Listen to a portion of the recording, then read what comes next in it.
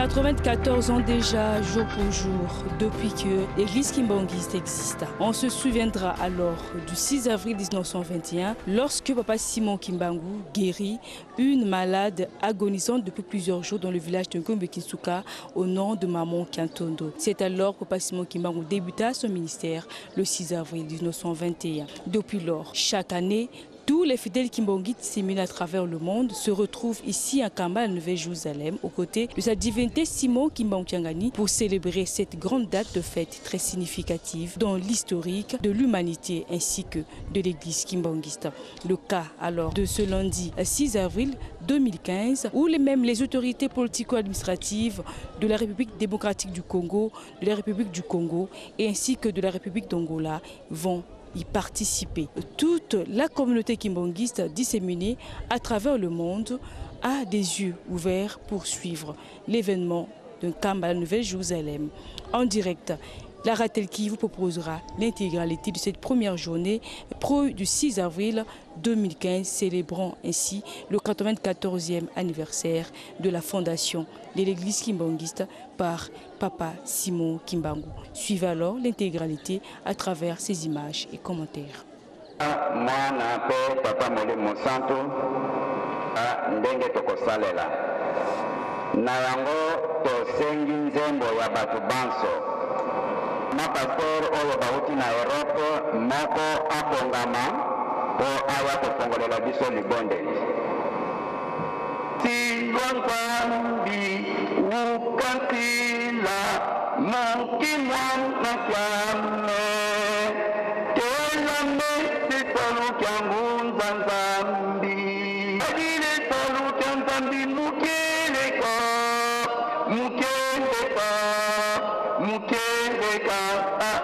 tusadile talu kyanzambi mukeleka enzamzimba mbangi twakuluka tusadile talu kyanzambi mukeleka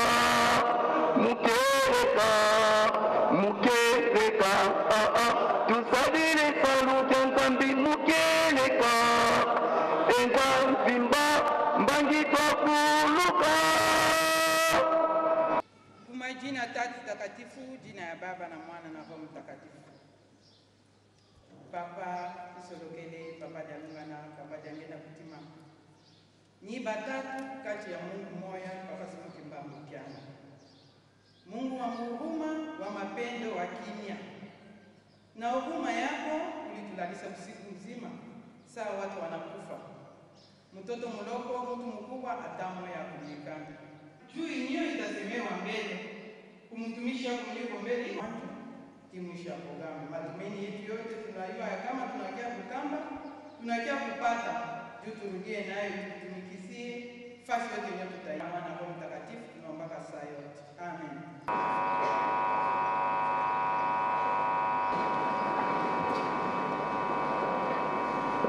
Na kombo ya Papa Mwana to Papa Molimo Santo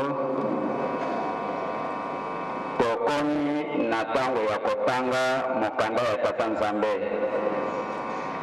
Tokosenga bayo bazali na bakarne to bapapie to bapik bozwa ndenge tokopesela bino mususu bokokende kotanga na bandako. Tokotanga mokanda wa liboso première lecture tokozwa yango na Somme mokanda ya nzembo Somme de David to mokanda ya banzembo ya Bayuda tokozwa nzembo 78 to 78 Somme 78 soit 78 tokozwa verset 2 kino verset 4 Tolobi tokotanga na Somme 78 verset 2 à 4. Kaka na tina ya nzembo na ndaku bokotanga reference ya nzembo ezali na Somme 76 76 verset 2 à 4 wana reference tokotanga na ndaku Somme 76 verset 2 à 4 mais oyo tokotanga awa ezali 78 verset 2 à 4 Elodie Boy. Je vais m'exprimer par une parabole et dégager les leçons du passé. Ce passé nous est familier. Tant nous l'avons entendu raconter, tant nos parents nous en ont fait les récits. Nous voulons non pas les cacher à nos enfants, mais répéter à la génération qui suit les motifs qu'ils ont de louer le Seigneur, sa puissance et les merveilles qu'il a faites. Tokotanga lisusu na mokanda yango wana moko kaka me totanga lisusu na Lingala. Na Lingala tokotanga boye. Santo tokoleka na deuxième lecture. Tokotanga na mokanda ya mibale ya Moïse to Exode. Deuxième lecture tokozwa yango na mokanda ya Exode chapitre 20. Tokobanda kotanga na verset ya liboso tokosilisa na 17e. Exode chapitre 20 du 1er au 17e verset. Kuna na kanisi tokohumela te soki tomoni totanga na kombo ya tata mwana pe tata molimo santo. Titre Elodie, les 10 commandements. Voici les paroles que Dieu adressa à Israël. Je suis le Seigneur ton Dieu. C'est moi qui t'ai fait sortir d'Égypte où tu étais esclave. Tu n'adoreras pas d'autre Dieu que moi. Tu ne te fabriqueras aucune idole, aucun objet qui représente ce qui est dans les ciels, sur la terre ou dans l'eau sous la terre. Tu ne t'inclineras pas devant des statues de ce genre. Tu ne les adoreras pas. En effet, je suis le Seigneur ton Dieu et j'exige d'être ton seul Dieu. Si quelqu'un s'oppose à moi, je le punis, lui et ses descendants, jusqu'à la 3e ou à la 4e génération. Mais je traite avec bonté pendant 1000 générations ceux qui m'aiment et obéissent à mes commandements. Tu ne prononceras pas mon nom de manière abusive, car moi, le Seigneur ton Dieu, je tiens pour coupable celui qui agit ainsi. N'oublie jamais de me consacrer les jours du sabbat. Tu as 6 jours pour travailler et faire tout ton ouvrage. Le 7e jour, c'est le sabbat qui m'est réservé à moi, le Seigneur ton Dieu. Tu ne feras aucun travail ces jours-là, ni toi, ni tes enfants, ni tes serviteurs ou servantes, ni ton bétail, ni l'étranger qui réside chez toi. Car en 6 jours, j'ai créé le ciel, la terre, la mer et tout ce qu'ils contiennent. Puis je me suis reposé le 7e jour. C'est pourquoi moi, le Seigneur, j'ai béni le jour du sabbat et je veux qu'il me soit consacré. Respecte ton père et ta mère afin de jouir d'une longue vie dans le pays que moi, le Seigneur, ton Dieu, je te donne. Tu ne commettras pas de meurtre. Tu ne commettras pas d'adultère. Tu ne commettras pas de vol. Tu ne prononceras pas de faux témoignages contre ton prochain. Tu ne convoiteras rien de ce qui appartient à ton prochain, ni sa maison, ni sa femme, ni son serviteur, ni sa servante, ni son bœuf, ni son âne.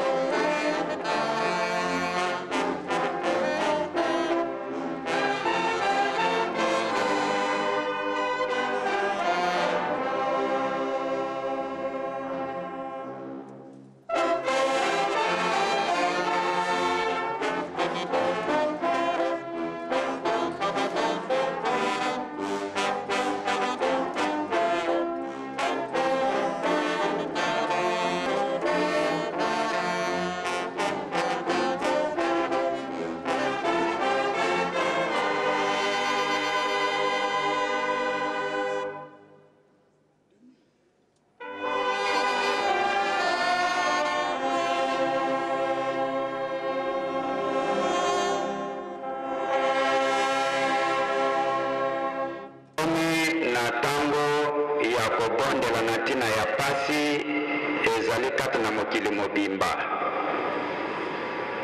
Na yango tosengi mama moko ya